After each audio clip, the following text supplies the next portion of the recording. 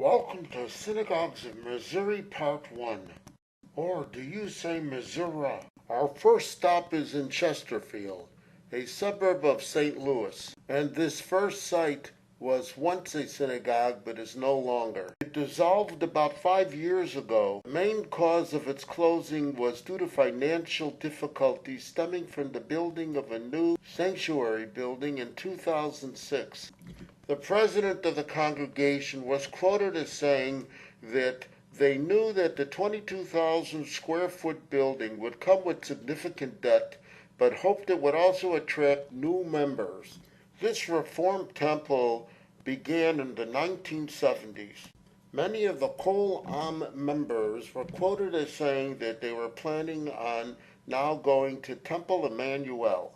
As one can see that since it was sold 4 years ago, the only remnants of it once being a synagogue building are the two Ten Commandment tablets still etched on one side of the building. The other Jewish house of worship in Chesterfield is called Tiferet Israel Chevra Kadisha Congregation, or TIC.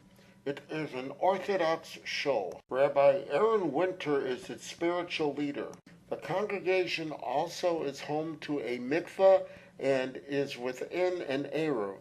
The latter means that there is a symbolically fenced-in area which permits Orthodox Sabbath observers with caring in the public domain from Friday evening through Saturday night. From 2007 through 2015, this synagogue was also home to the Missouri Torah Institute, or MTI, which is a fully accredited high school and college program. Last year, the school moved to its own sprawling campus, also in the Chesterfield area. We move on to Congregation Beth Shalom in Columbia. Columbia is a city of about 115,000 people. Rabbi Yossi Feintuch is the spiritual leader of this Reform synagogue. The congregation was established in 1974. Its current building was completed in 2007. There is both a Friday evening and Saturday morning Shabbat service. Most of the congregants use the Reconstructionist prayer book, and on the high holidays both the conservative and Reform prayer books are in use. Creve Coeur is a small western suburb of St. Louis with a population of about 18,000. Amy Fetter is the senior rabbi of this Reformed temple. Michael Alper is her assistant rabbi, and Mark Shook is rabbi emeritus.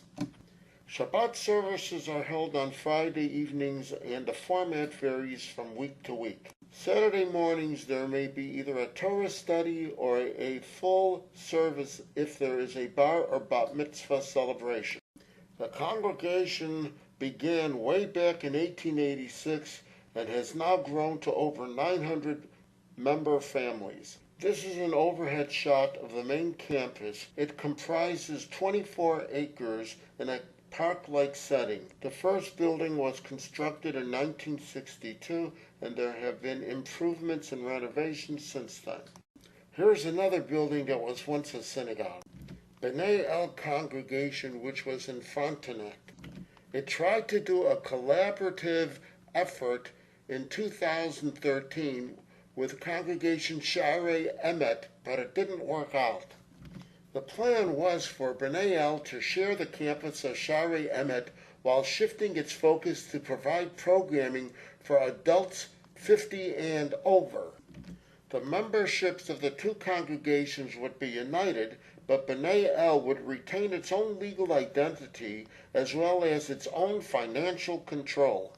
B'nai El had been founded in 1852. Its financial difficulties had been compounded in 2012 when it lost its longtime tenant, the Saul Morowitz Day School Reformed Jewish Academy, which at that time merged with Solomon Schechter's Day School to create the Saul Morowitz Jewish Community School. Did you know that Jefferson City is the capital of the state of Missouri?